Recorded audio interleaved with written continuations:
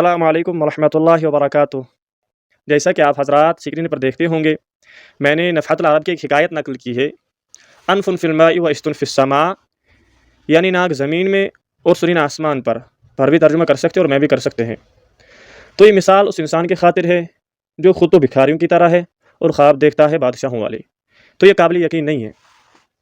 इस मिसाल को हम इस तरीके से भी समझ सकते हैं, ये मिसाल बिल्कुल बग़ैर किसी दलील के बरेली हज़रात पर फिट होती है, क्योंकि वो तो किसी खेत के मूली है नहीं और ख्वाब देखते हैं उलमाए देवबंद वाले कि जैसे काम उलमाए देवबंद ने किया हम ऐसा काम करें।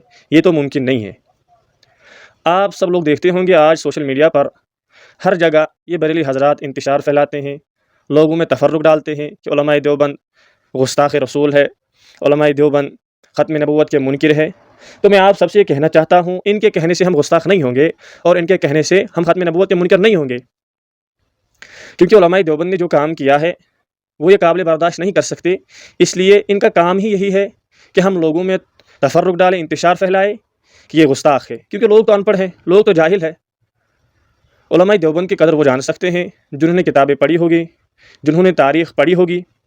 तो ये बरेली हज़रात का ये सिलसिला पहले से चला है, न कि आज से, क्योंकि जो इनका इमाम था जब उसका काम ही यही था तो ये तो तरबियत की बात है ना।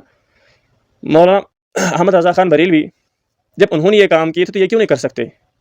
उन्होंने जो इबारातों में ख़यानत की है और इल्ज़ामात लगाए हैं उलमाए देवबंद पर, जब वो कर सकते हैं ये तो कर ही सकते हैं ना। इनका तो सिलसिला यही चला है, इनका काम ही यही है। असल में दीन का मामला नहीं है। ये चाहते हैं कि हम कश्मीर में मशहूर हो जाए, हमारा नाम हर किसी इंसान की ज़ुबान पर हो। दीन का मामला नहीं है।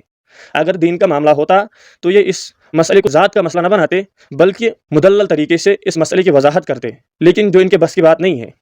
तो मैं आपसे कहना चाहता हूँ कि आप मायूस न हो, आप परेशान न हो कि कोई फ़िरका हमारे अक़ीदे पर वार करता है, हमें ताना देता है। तो कोई बात नहीं, अल्लाह के यहाँ मौजूद सब है कि उलमाए देवबंद ने दीन के खातिर कौन सी कुर्बानियाँ पेश की हैं, दीन के खातिर अपनी जानें लुटाई है।